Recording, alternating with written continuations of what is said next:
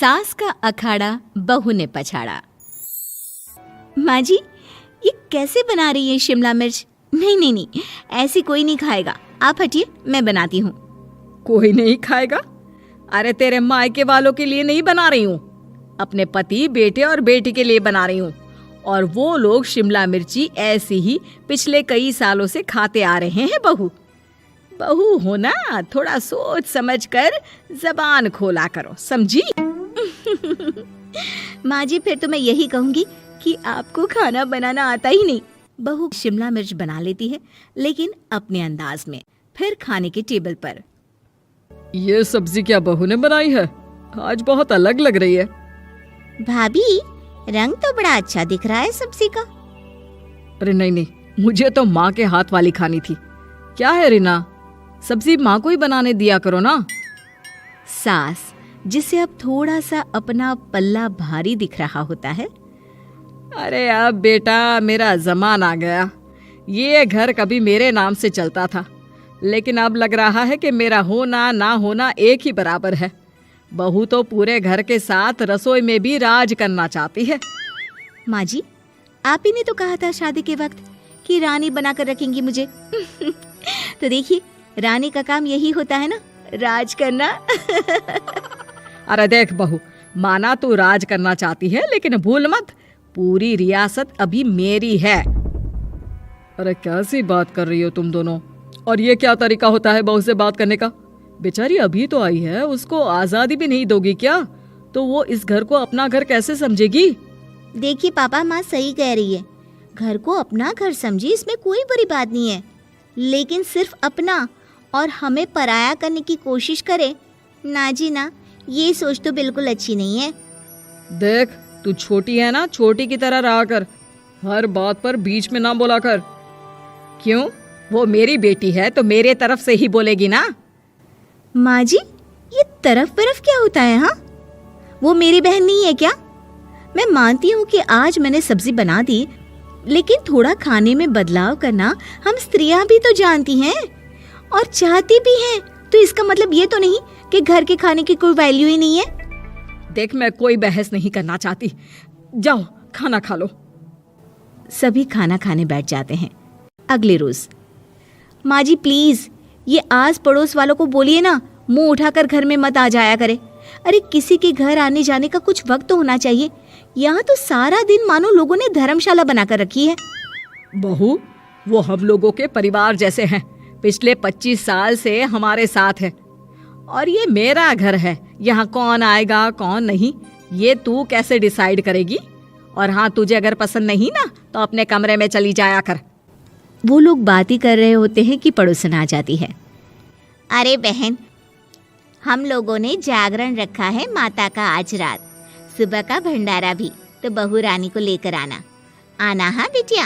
अच्छा चलती हूँ, और घरों में भी निमंत्रण देना है। अरे हाँ हाँ, हम जरूर आ जाएंगे। वैसे किस किस को बुला रही हूँ?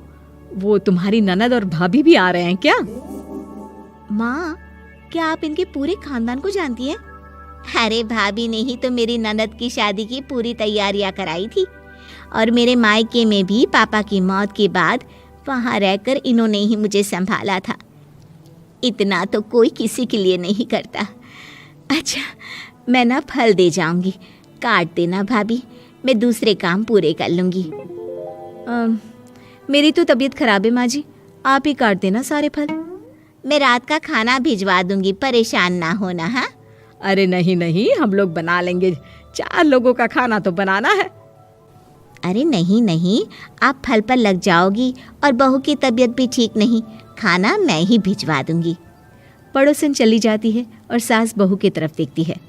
देखा, जिसे तू धर्मशाला बोल रही थी वो कितने अपने हैं।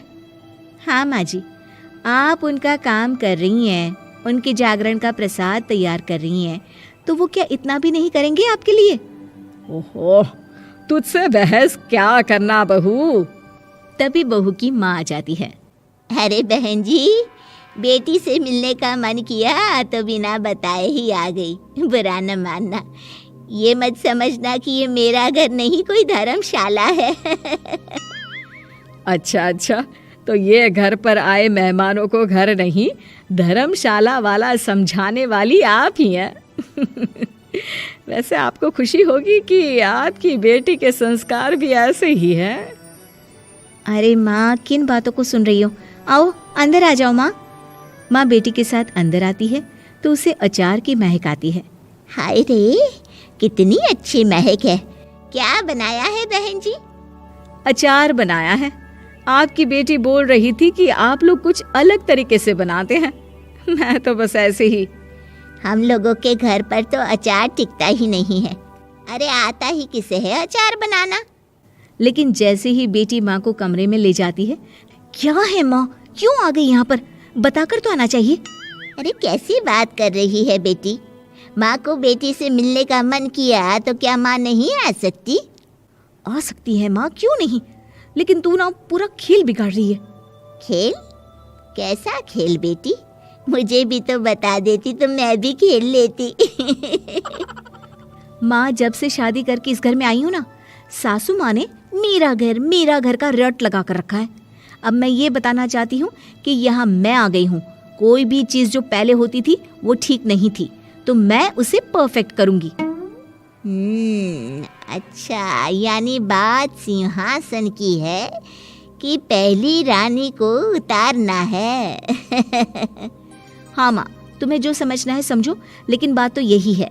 पर बेटा वो... बेटी कुछ नहीं समझती और दरवाज़ा खोलकर बाहर चली जाती है। माँ, जो कि एक अच्छी औरत होती है, बेटी को समझाने की कोशिश तो करती है। बाहर सास के सामने माँ कहती है, अरे बहन जी, आप चलिए ना मेरे साथ मेरे घर, बहू का मायका भी देख लीजिए। अरे नहीं नहीं बहन जी, आप ही रुकिए हम लोगों के पास। शाम को जागरण है, वहाँ ले चलेंगे। उसी का प्रसाद तैयार कर रही हूँ। अच्छा, हमें भी तो सिखा दीजिए कैसे तैयार करते हैं। अरे कैसी बात कर रही हो माँ, कितने जागरण करवा चुकी हो तुम? देख बेटी, एक बात गांठ बांध ले, हर बेटी माँ के घर जो होता है वो देखती है, लेकिन सीखती वो सास के पास ही है। सास का संस्कार वो अपनी सास से सीखती है, जो वो अपनी बहू को देती है। तो बेटी, यहाँ के रीति रिवाज, रहन सहन, बोली भाषा अपनी है, जिसे तुझे ना सिर्फ फॉलो करना है बल्कि सीखना भी है। और जहाँ तक सवाल है पूरे घर की रानी बनने का, तो जब तक तेरी सास महारानी है, तू रानी ही तो रहेगी। क्यों बेटा? बहू माँ की बात समझ जाती है और सास भी बहू की माँ का मन ही मन शुक्रिया अदा करती है।